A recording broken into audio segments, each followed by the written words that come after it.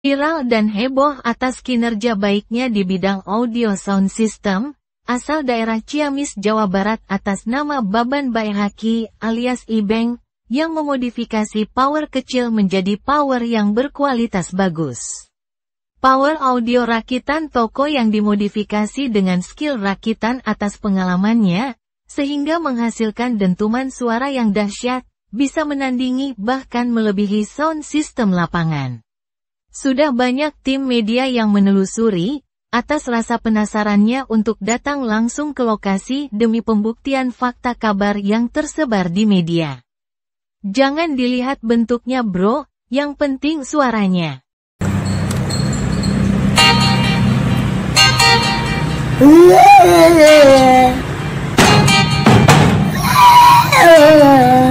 Goblok kan?